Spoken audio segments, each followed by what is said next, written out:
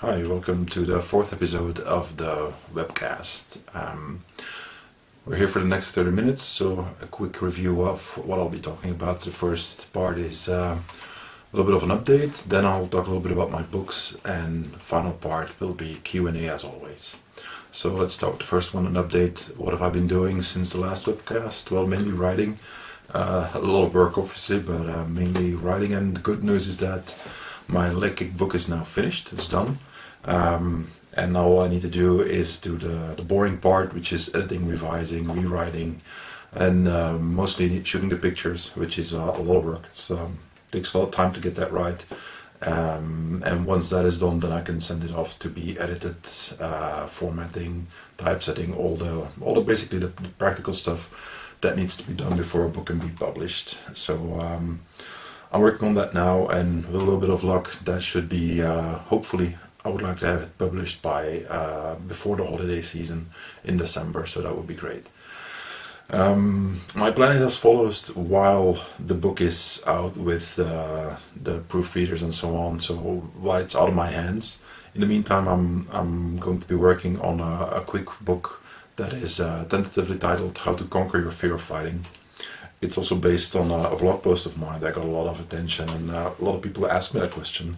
And they talk about fear of fighting, but what in many cases that means is how do I handle the adrenal dump, the adrenal stress of being in a fight, whether it's in the ring, in MMA or Muay Thai or boxing, whatever, or if it's a street self-defense situation. And that's, I wrote about that in many different places over the years, and I'm basically going to bundle all that information into one book. It will be for sure an ebook and probably an paper version as well, but we'll see how that goes. But that's hopefully what I'll be working on while the leg kick book is out for editing and all the production stuff. If all goes well, that one should also be available maybe a little bit after the leg kick book, maybe this year, or at worst beginning 2017. So that's what I'm going to be focusing on now. And once those two are done, the next one will be boxing for self-defense. I'm a huge boxing fan. I've always loved boxing as a martial art, as a sport. Been watching it for decades, and wrote an article about boxing for self-defense many years ago, and it still gets a lot of feedback. And what I'll be doing in that book is looking at how can you take the boxing that you learn as a sport, as a combat sport, and how can you apply that for self-defense. So, as is often the case when I write, it's about looking at the similarities and the differences and trying to make it work for that different environment. There's positive and negative in everything, so what I'll try to do is not make it a pure boxing book, but more in a sense that it's about applying what you already know when you practice boxing and learning how it differentiates from fighting in the ring when you have to do it for self-defense, different context, different environment, and so on.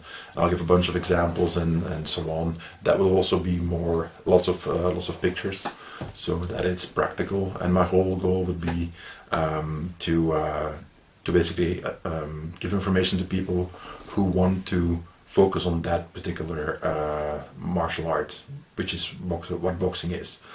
Those are the three projects that are basically the ones that I'm going to work on the most.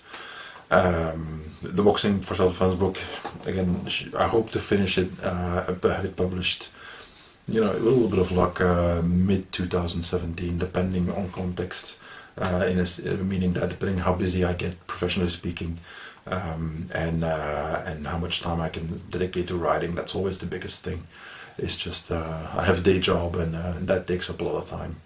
So that's the updates. If you want to stay notified of when I release a book when it gets published, I'll put a link in the episode guide, and I have a notification email list that you can also subscribe to. It's free, no spam. You just put in your email address. I'll give you the link that you go to that webpage. You put in your email address. You're going to receive an email first that you have to click on a link to confirm, because otherwise you won't be on the list. And then whenever I have something new, or if there's a discount that I'm doing, or something special, whatever, something about my books and videos, then you get an email. I think so far this year I sent maybe three emails on that list. So it's a low volume list just for people interested in new releases or purchasing my stuff. So that's pretty much it.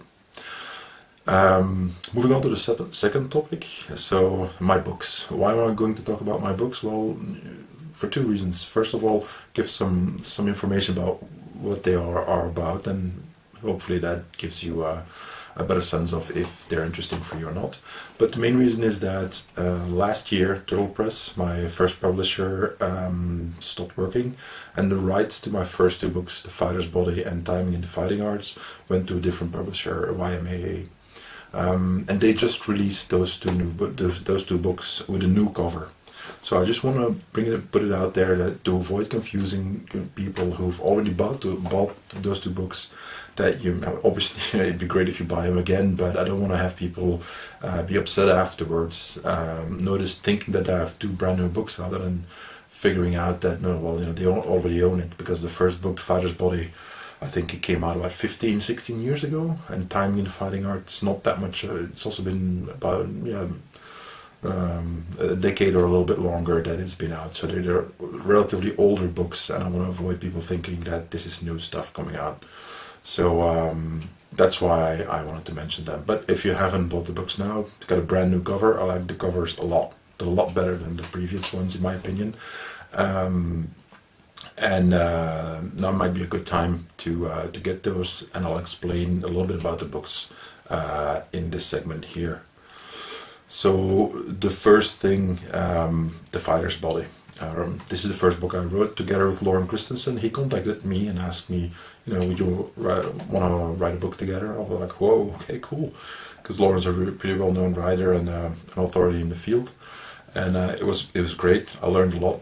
It was Lauren helped me, basically taught me how to write books, and it was a great collaboration. I really enjoyed it, and we ended up doing 3 books like that. The Fighter's Body is basically primarily about nutrition, but also about training for martial arts. So how do you use nutrition, food, liquids, and so on, vitamins, minerals, and all that stuff. How do you do that for a martial artist? And then another aspect is how do you create a training program? How do you do an overall way of training for whatever martial art you practice? So it's not specific to a martial art, it's just general for martial arts practitioners or self-defense practitioners. How should you train, and how can you basically get the most out of nutrition and training? I'll just go over a little bit of the content. There's the first chapter is about myths and lies, which there's a lot of myths in and gimmicks in nutrition, and they've existed for many years. A lot of misinformation as well. So we tried to cover those first to get some stuff out of the way that people often mistakenly assume is true. And then we get into, in the following chapters, it's all about, calories, what's going on, the macronutrients, which is carbohydrates, protein, and fats. What are they for? How do they? Why do you need them? How should you consume them, and so on. Moving on to some bad diets, so the wrong way to do it. And then we delve a little bit deeper into vitamins, minerals, what their function is, liquids, hydration, which is a key thing in martial arts training. Then moving on to how you can set up an eating plan for every day. So how you can schedule your meals and what you can do. Some more chapters go into how you should lose weight if you want to get rid of some fat. And another chapter is specifically about making weight if you compete, when you have to be in a specific weight class. So it's not about the weight cut. I want to make that clear. It's not about cutting weight. It's about making weight. Making weight is a long-term approach. Cutting weight means that a couple of days before or the week before your fight, and then ending up in the last couple of days beforehand, and on the last day you dehydrate and you want to lose as much weight as possible so you get into the right weight class, and then right after you step on the scales, you start adding water, and then you go up in weight again. So that's not what I'm talking about. I'm talking about making weight in a healthy way. And then there's more stuff in the book about losing weight fast. If you want to have, drop some weight fast, about high intensity training, adding muscle, increasing your muscle mass. And then we have some more about basically a long-term plan, so how you can look at nutrition and training in the long haul throughout the rest of your life, basically, as opposed to shorter periods of time or for a specific goal like a competition. And the last chapter is about the mental game, which is the psychological impact of eating and training right, and how you can incorporate that, again, throughout the ages, is a bad expression, throughout your career as a martial artist, and over longer periods of time. So that is what the book is about. It's the first book I wrote. I learned a lot doing that, because it was tons and tons of research. Again, this is 15 years ago, a little bit longer if you look at just when we wrote it, and that was before the internet was what it is now. Now you just have to look something up. You can go to websites dedicated to research and find everything you need right away. It wasn't as much the case back then, so we had to do a lot of research then, and find the information to use it then in the book. So that was a very intense period. I think it took about over a year to get that one finished, and I think Lauren and I did about half of the book. He did a chapter, I did another chapter, and so on, and we'd collaborate and send the chapters to each other for review, and basically ended up with the book like that. So that's for timing the fighting arts. Who do I think would be interested by this? Well, anybody practicing martial arts, and if you want to have some good basic information about nutrition and training. I think that's the most interesting way of the best target audience for it. It's not about cutting edge, newest hype diets and so on and all that stuff. We try to stay away from that, and basically go to solid information, good basics, good information that will last you a long time, as opposed to something that is debunked in a month later. I don't believe in hypes, so I don't try to write about that. So that's the first one. The second book was Timing the Fighting Arts. This is a project that Lauren brought up because he rightfully, in my opinion, said that timing is one of the most critical aspects of martial arts, self-defense, combat sports. It's one of the key things that if you don't have good timing, it's going to be very difficult for you to be effective. But there, at that date, and I think is until today, there wasn't a book about that. There was very limited information, and until today, I don't think there's not a book about timing in the martial arts. So, in that regard, I think it's interesting for people if you want to learn more about that, because it's basically all the information that I would have liked to have had when I started out, but that things that I learned, throughout the decades of training. And Lauren, the same thing with all of his experience. We combined our knowledge and then did more research as well, and brought together the information that we think is something that you might find valuable. Again, it's not specific to a martial art. It's more general in the sense that how does timing work? And what we often have in the first chapters, we call it nuts and bolts of whatever subject that we're writing on, and these are just basic concepts and basic and important information that you need to understand before we can actually get to the subject. In this one here, it's about the physical components, the OODA loop, Boyd's cycle. We have Hicks law, we have types of reaction, mental components, and so on. So all the different aspects that you have to understand are in play before we can actually get to the subject, which is timing. And then we have a bunch of other chapters. I'm just going to go over them quickly. So different concepts again: positioning, framing with footwork, using center line, distancing. What if you're already fast? What if you're getting older? What if you're injured? And so on. So all different aspects of timing and how your specific circumstances can influence it. And then we move on to some specific chapters, more about self-defense, so street self-defense. specific applications would be like a verbal judo, which is a small part of a chapter, just how you talk, which can create timing opportunities, but also knowing when you have to get physical and actually strike or do a preemptive strike. Timing against big guys, timing against a gun, against a knife, fighting multiple opponents, all very specific scenarios that you might encounter in a self-defense situation.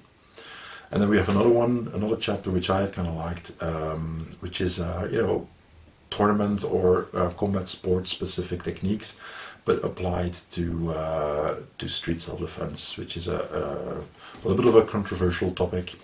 But I think it was an interesting chapter because a lot of people don't have that street experience, so they think that again everything applies everywhere as opposed to being context specific. For instance, one of the things we talk about is using sports techniques for the street, but also, for instance, high kicks in the street, which is a big controversial topic, and we try to give a little bit more of a nuanced information about all that. Moving on, closing the gap. That's one of the key things in timing. Is knowing when you have to, move into striking range or actually advance towards the opponent and close the gap and get things done, which is mostly timing based. It's not technique based, it's timing based. So we have a whole chapter about that. We have some wisdom of the ages, looking at books like The Art of War or A Book of Five Rings, where we take some parts of those books that have stood the test of time and looked how they talk about timing and how you can interpret them in that regard. And then we have a final chapter which is drills. It doesn't matter how much you understand about timing if you don't drill it, if you don't train and make and try to perfect it and try to get better at it. So that's why we included a bunch of drills that you can use. Some of them are classics that ball dodging or standing with your back against the wall and have a partner attack you. And others were ones that I haven't seen elsewhere, and are actually really good at working different components of timing, whether it's reaction speed, but also whether it's movement speed and different components that we explained earlier in the book. So that's pretty much what Timing in the Fighting Arts is about. It's my favorite book that I've written so far because it's, again, like I said at the beginning, the information that I would have liked to know when I started training or in my first couple of years of training. That every teacher often talks about parts of this, but there wasn't this one global depository of knowledge specifically on timing, and that's why I like it a lot that we managed to do that. Which brings me to the third book, Hardcore Heavy Back Training. This is a book that came about that I used to train. One of the reasons Lauren and I got along so well is that we both liked solo training. So why is that the case for me? Well, I would go to class and 2 or 3 times a week, and that would be great. But in the days that there was no class, what should I do? Well, I wanted to train, so there wasn't always a partner available, so I trained by myself. And I tried to figure out all the different ways that I could do that.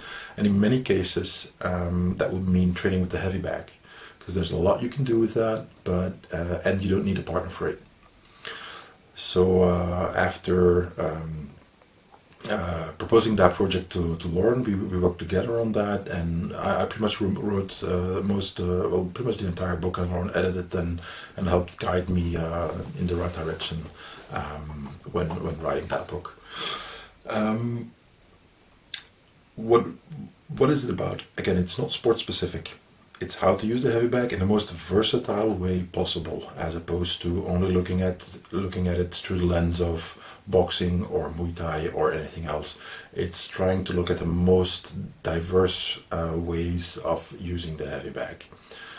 Just to give you an idea, the first chapter is about kinetic energy, so the 5 types of impact.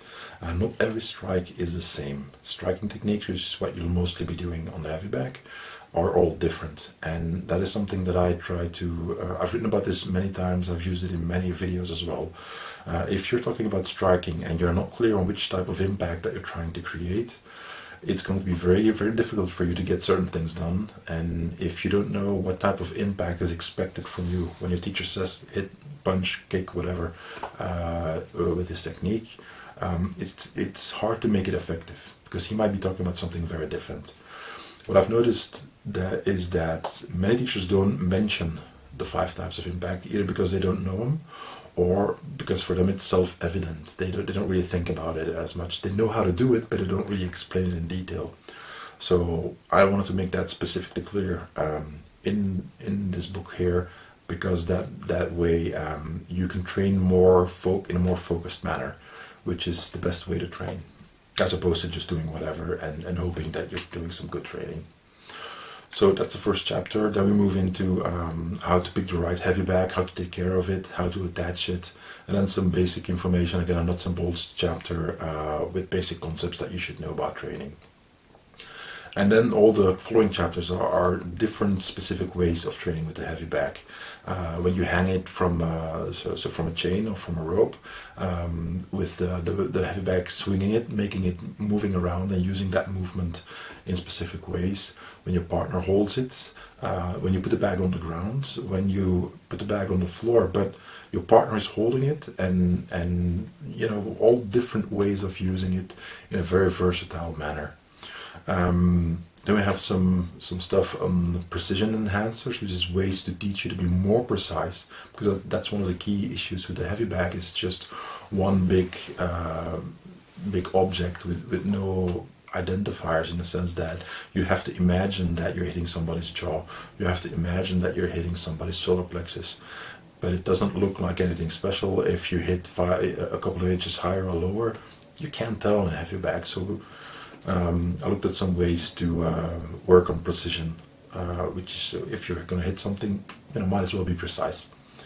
And the last chapter is the 10 most common mistakes that I see people do when they train with the heavy bag. Primarily, the first one is hitting way too hard. It's not because you can hit hard that you have to hit hard. So that's what it's about. Again, this isn't specific to a martial art.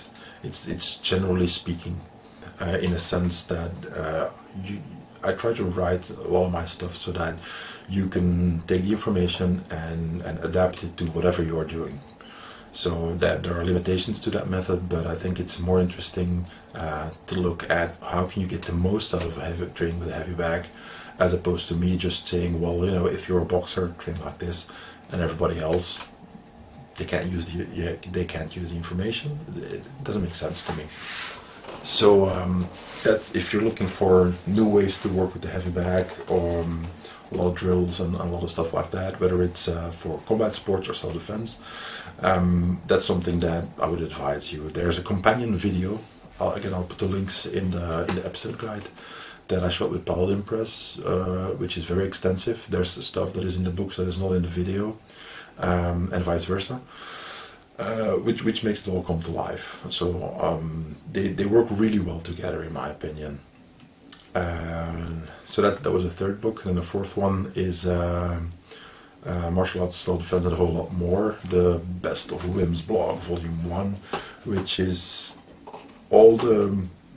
it's the third volume, so there's more to come, but it's the main, the most articles since I started with my blog, the articles that had the most traffic and that had the most response throughout the years. So I collected those, rewrote a couple of them to make it more clear, make it a little bit more refined, added some information that I thought was missing, and so on. So they're rewritten articles that were essentially found on my blog and that resonated with a lot of people for whatever reason. There's a bunch of different ones. There's no specific overall theme. A lot of it is how-to guys. For instance, how to piss off your training partner. how to avoid shoulder injuries, how to learn techniques from video. So a bunch of how-to guys. This is the kind of articles that I like to write. But there's a lot more. There's a lot about combat sports, in particular mixed martial arts, and how it relates to traditional martial arts or self-defense. And then we have more general articles, for instance, martial arts in everyday life, how it applies, a reality check for martial artists. And what I try to do is, instead of just having this book be a collection of blog posts that you can read for free only on my blog, have some additional value in that book. And I asked a bunch of my friends to if they would want to write something, and so I've got some guest articles by Lauren Christensen, Mark Mireles, Chris Wilder, Alan Breeze, Rory Miller, and Mark Animal McYoung, who all of them wrote an article for that book that you can't find elsewhere. So it's a practical way to get a lot of the content that you'd have to really look for and dig for in my blog before you can find it, and then have some additional information by other people that I like and that I think have some good stuff that you might find useful. So those are the 4 books that I've done so far. I have some fiction as well. I'll quickly mention that. Why do I have fiction? Because it's fun. It's for me. I would write whether I would sell books, publish books or not. I'd write anyway because I enjoy it. And a few years ago, I started, experimenting with fiction, and I enjoy it as well. It's totally different from non-fiction, but it's a lot of fun. And I published a bunch of short stories. There's 4 short stories. You could call it urban fantasy, horror. I like to compare it to, if you remember the old Twilight Zone TV series, it's kind of like that, a little bit creepy, a little bit supernatural and stuff like that, a little bit scary. And it's called horrible endings because I focus on the ending of the story, which is what I like, and you can imagine that the ending is a little bit horrible in that it doesn't end well, which is the type of endings in that genre that I prefer over the happy endings, which isn't really my thing when I'm reading fiction. So they're all 99 cents, so it's a quick short stories that I enjoyed writing. And I'll write some more. Again, this is when I have to clear my head. I don't want to think about a martial arts project or self-defense project for a while. I write fiction. And then there's another one, Hong Kong Brawl, which I'll put a link in the episode guide so you can read a full story. But it was supposed to be set in Barry Eisler's world, where he writes the John Rain books. Long story, but it was supposed to be about characters that he wrote about, but there was a whole thing with Amazon, and that ended up falling through, so I rewrote the story and made it in a separate world. But and that's actually the largest short story that I've written so far. It has a nice beginning, middle, and end, and it's a big fight scene. That's basically it. It's a big fight scene between one guy who does boxing and Kempo, and another guy who does Tai Chi Chuan and Sanda. And I'll have those two guys fight and see what happens. So that's pretty much it. What I wanted to say about my books. The whole thing is this. You've noticed me mentioning that many times before. When I write, I try to write in such a way that it has value for more than one set of people, one part of the audience. If I write something specific about boxing, obviously it's going to be more interesting for people who practice boxing than if you're a taekwondo player, obviously.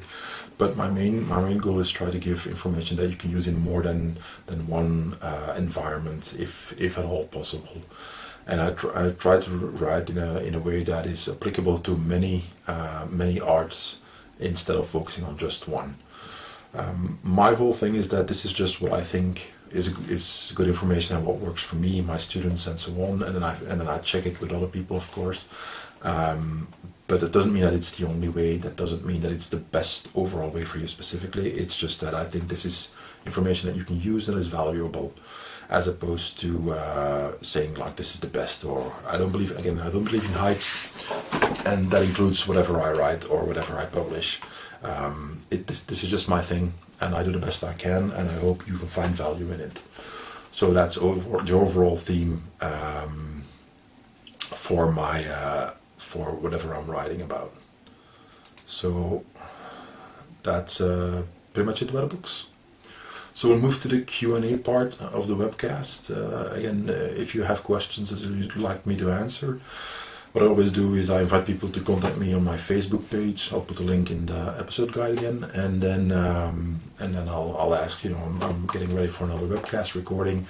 Do you have any questions? And I'll answer them. So we're already at the half-hour mark, so I'll do those quickly. The first one is from Fred Kaufman.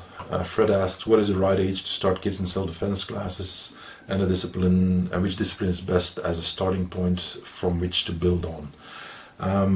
We can talk about many different things here. There's different ways that you can look at this. Let me put it this way.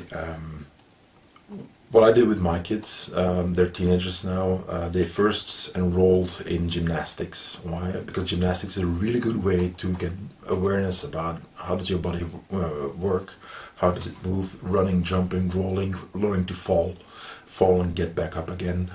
As an overall development of the body of a child, I think gymnastics is great. The second, if you start that way, my kids did that both for a couple of years and then they moved on to other sports. If you want to bring them directly into martial arts, I would propose you get them into judo. Why judo? Because it's one of the oldest martial arts in the West, one of the oldest Eastern arts, I should say. It's been around, depending on, I think, maybe even the 30s, 40s, or earlier in the U.S. If I remember correctly, one of the presidents, President Roosevelt, I think, practiced judo. So it's been around for a long time. What that means is that there's a good structure, generally speaking, in those martial arts, if they've been around for a really long time. For instance, in Belgium, we have a really good federation for judo. We had a bunch of Olympic champions, so there's good support, there's good structure. That means that the teachers they learn how to be good teachers in judo, but they're also they fully aware that if they want to have adult competitors, that they have to start with children first. So you can start in Belgium, for instance, at I think it's 4 or 5 years old. And then just keep on training throughout your entire life. There's specific classes for everybody from really young kids until elderly, basically. The oldest judo player that I know personally, I think he's in his 80s. He's one of the first, one of the pioneers here in Belgium, one of the first judo clubs that opened, and he's still practicing. So that's why I like judo a lot, because it tends to have good teachers and a good structure surrounding it, which is important for children. What age should you start? Depends. Don't force it on the child. They should enjoy it. It should be fun, first and foremost. I know people who started when they were 4 or 5 years old. I started when I was 13. So it kind of depends on context and how you want it. But the main thing is that it should be something that they enjoy, as opposed to something you force upon them. Because if you force it upon them, generally speaking, the first chance they get, they stop. And then it's all been for nothing. I never forced my children to train in martial arts, because they weren't as interested in it as I was. So I try to give them something, and my boy is interested a little bit more nowadays, but I don't push it. So you can start very early, but if it doesn't resonate with them when they're 6, 7 years old, and then suddenly when they're a teenager and they see you practice, they get into it, it's fine. Just whatever works for them that can keep their interest. The only thing that I would like to point out is be careful with impact. And again, that's also why judo is interesting, because it's grappling, it's pushing, pulling, and so on, but the emphasis is on technique, especially for children. It's not about picking up and slamming them to the floor with big throws. They normally don't do that in children's classes,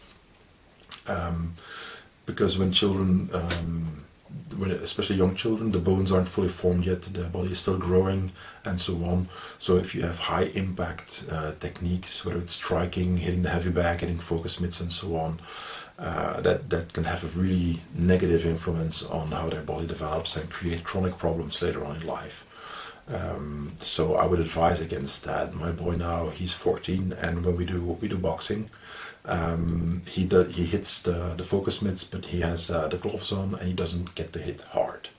The power that comes later. Now it's time. We practice technique, combinations, reflexes, a lot of stuff, but he can't hit full power just yet. I don't want him to get injured. I have chronic injuries because I started training the wrong way when I was younger. I don't want that for my children, so I don't teach them that way either. All that said, for Fred, so the last thing I want to mention, that if you don't have gymnastics, if you don't have judo available to you, go to whatever martial art that has a good teacher, a teacher who knows how to work with children. What does that mean? You don't teach a 4-year-old the same way that you teach an 11 or 12-year-old. And those kids you don't teach the same way you teach a 15, 16-year-old. Because they're all in different stages of both mental and physical development, so you have to approach them differently. And if you have a teacher who knows how to handle that, then go with that guy, regardless of the art that he practices. So quality teaching comes first, and then afterwards you can pick a specific martial art. I hope that answers your question. So I'll move on to the next one quickly. Mark Vineyard asks the role of the default cover or flinch response to sucker punches.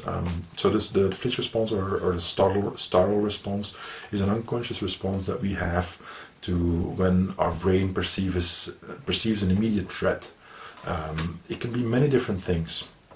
The most known ones are the crossing.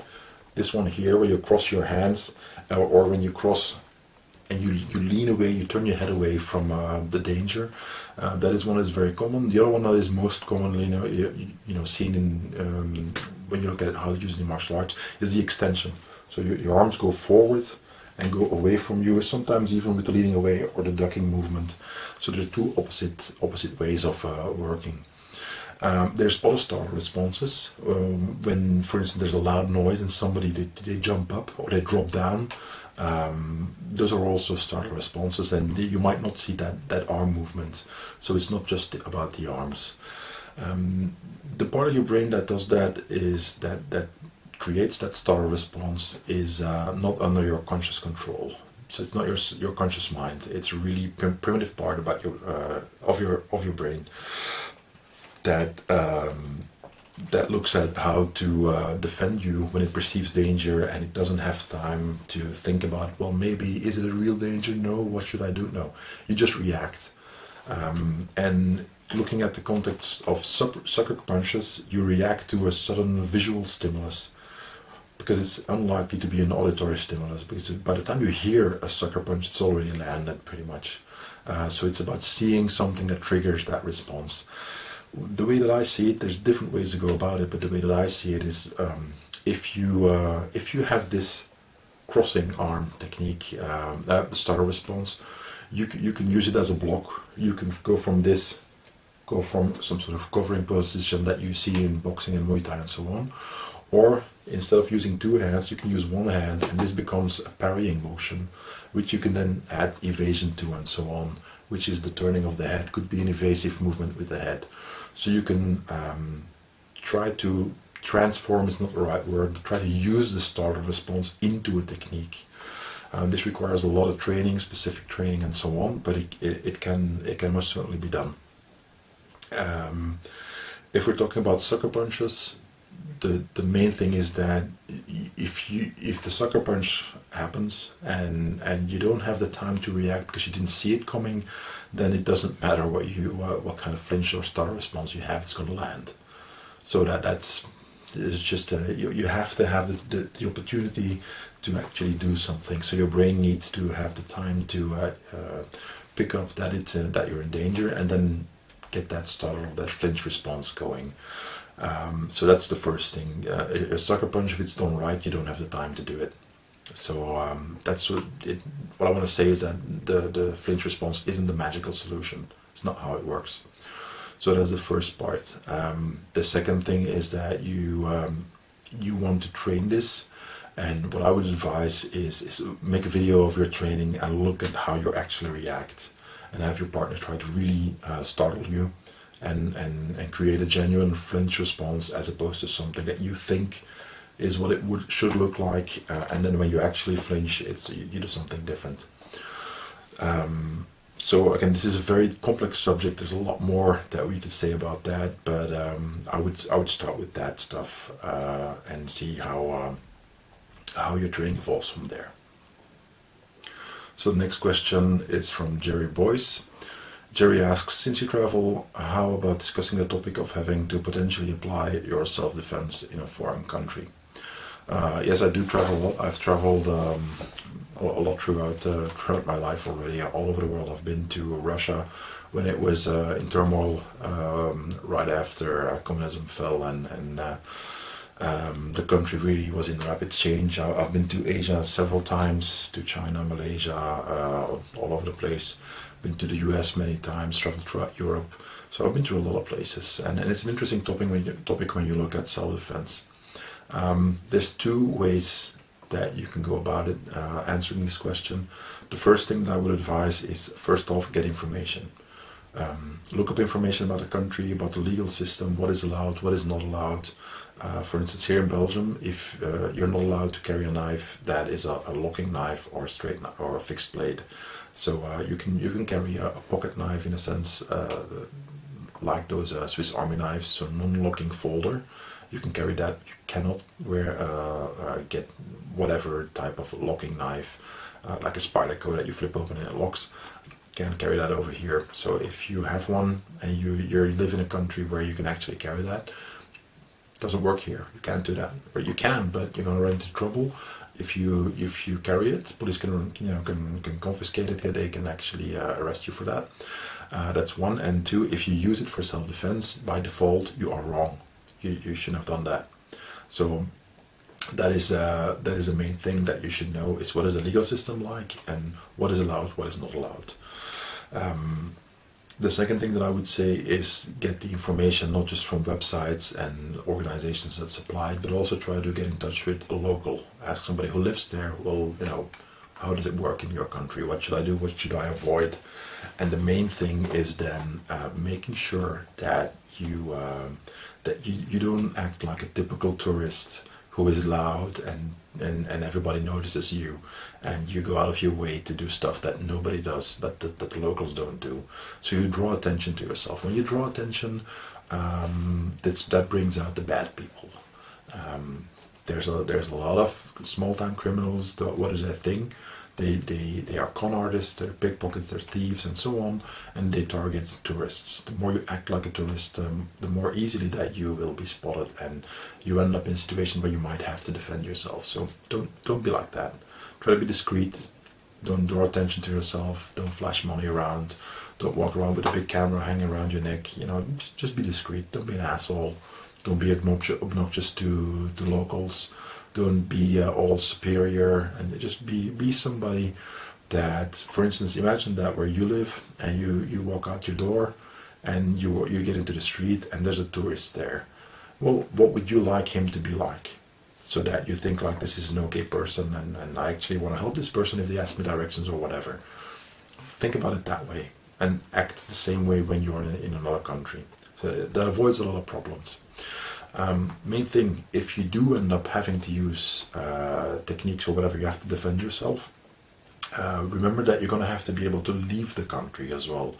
So if you end up stabbing somebody and killing him, well, chances of you making it to the airport and getting back on a flight home, they tend to go down.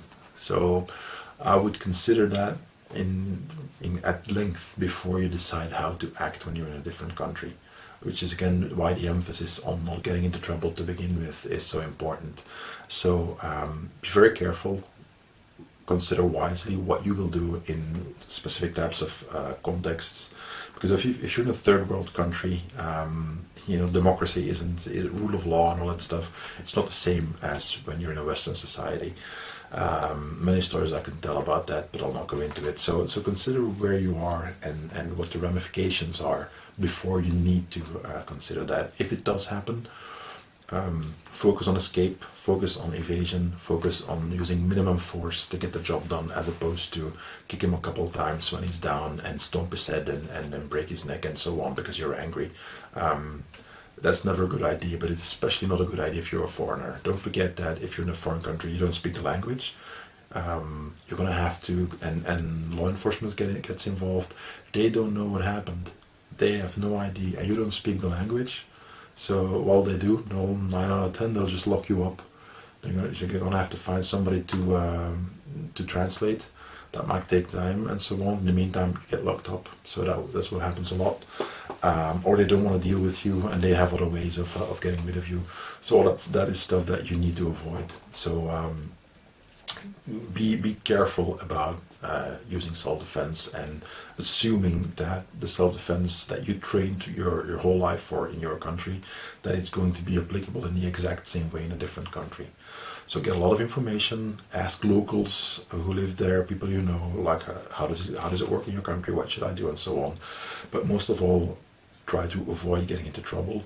And a final piece of advice that I would give is something I do where whatever country I go to, I always have the address and telephone number of the Belgian embassy with me, not just in my cell phone, but also on a piece of paper, so that if the worst does happen, that I can actually contact my government, because that's what they're there for. If you are really in trouble, you contact them, and they will actually set the whole diplomatic machine into motion to help you if they can. And that makes it a whole lot easier to avoid a lot of trouble in many contexts, both directly and indirectly, if you can actually get to your government and let them know, like, hey, I'm in this country, I'm in trouble, please help me. But you need to be able to make that call. You need to be able to reach them. And for that, if you don't know the number, well, if you're in deep shit, it's going to be difficult to say to the authorities or wherever you are, like, hey guys, just hold on a second, I'm going to look up, could you give me an internet connection? I have to look up where the embassy is over here. It doesn't work like that. Be prepared, do it beforehand, and that's really, I mean, the last step. That you should use those numbers, because everything's gone really bad if you end up having to call the embassy or the consulate or whatever is in that country. So again, consider this wisely before you end up in a situation where you need to use self-defense in a foreign country. So then we have the last question from Jose Fred Tadeo. Jose, I hope I pronounced Tadeo correctly. I pronounced it correctly. So Jose asks, on the Power Control DVD, you show us a lot of great push-up variations. What advice do you have to keep from cheating and actually working on the target areas? I'll put a link again in the episode guide. So the Power Control DVD is something that I made with Paladin Press a few years ago, and it's in essence the conditioning drills that I do for myself, for my own training, but also when I teach clients and athletes and so on. And the idea is this: it's the drills and exercises that I show in that video are meant to teach you how to generate power, but also how to control that power. I believe you need both. It's not just about hitting hard, it's also about hitting hard and having proper technique with it. Or when you hit hard, you generate a lot of power, that you don't get carried along with the momentum you generate, and that you're always off balance after you hit. So that is the whole idea of that DVD. A bunch of different exercises and a lot of stuff that looks easy but is actually quite difficult and very taxing to get right. And I have a bunch of push-up variations in there. They are in there for many different reasons, and they target different areas of the body, different muscles, different coordination systems, and so on. But it is true that it's very easy to start cheating and working on the wrong things when you do those variations. What I would suggest is two things. First of all, make a video of yourself. Use your cell phone or use a camera or a tablet or whatever you have. Just put it someplace that you can make a video of you doing the exercise. If you can, make the video in the same angle that you see it on the DVD. And then afterwards you can do a compare and contrast exercise where you play the segment on the Power Control DVD, and at the same time you play along the video that you made with your cell phone or whatever. And then you compare those and look at the differences. So that is for the technical aspect of it. When you look at how when you're doing the exercise itself, here's what I like to do. You know that when you get tired, when you get to the final reps or the last couple seconds of whatever drill or exercise you're doing, it's very normal that you get tired and that you lose focus and that you start cheating. So that is what happens with everybody. What I try to do is this: before I start my set, I take a moment to focus and concentrate, and I know upfront that as soon as I start getting tired and I feel the burn and all that stuff, I know that my focus will waver, and I know that I'll want to start cheating. Your body does that automatically. What I want to have is the automatic response that as soon as I spot that, then I focus more the more tired I get. Meaning when I get to my last couple of reps where it's really difficult to do it right, to not cheat, I try to crank up my concentration levels a little bit more. So it's a little bit difficult doing it at first, but it's a habit. Once you start doing it, you're a lot more focused to begin with, but also you don't give up following proper protocol and having strict form as you do the exercise when it's really hard to do it right. And that's when you get the most gains for those type of exercises, when you really focus on doing it right, also when you get tired. So those are the two things. Make videos of yourself so you can correct, but also practice focused training, not just training and doing and cranking out reps while you're thinking about what the groceries that you have to go buy later. No, focused training. Concentrate hard, but also before you start, know that it's going to be automatic that your body starts cheating. Everybody has that, so that's normal. What I want you to do is as soon as you as soon as you feel that you're getting tired, know that the cheating will come along right away. So before your body even has a chance to cheat, immediately crank up your focus level. Focus a lot harder and try to maintain strict control. And that tends to work really well for those kinds of exercises that I made in my video. And if you make a mistake, start over, do it again, or next workout, try to do it better. So just keep on working at it, and the more you focus, the more the progress will eventually come. So those are all the questions for the Q&A. So I want to thank everybody for watching. If you want to help out with this webcast, just hit the like button, share it with your friends, and subscribe to the YouTube channels. That would be great. If you want to get in touch via social media, I have a link in the episode guides. I've got a Facebook page, Twitter, and all that stuff. Best way to contact me is via my Facebook page, and then if you have topics that you think would be interesting for the webcast for me to talk about, leave me a note there. Or if you have questions that you'd like me to answer in the Q&A, ask those there, and I'll add them to the list, and we can move on. What's coming up next for the webcast? We'll see if we can make it work, but Mark Animal McYoung, he was okay to do an interview, so I already have a couple of questions for him, but I know he's busy writing a book, so if we can make it work for an interview, that's probably the next webcast. So you know what's up. Thanks for watching, and I'll see you next time.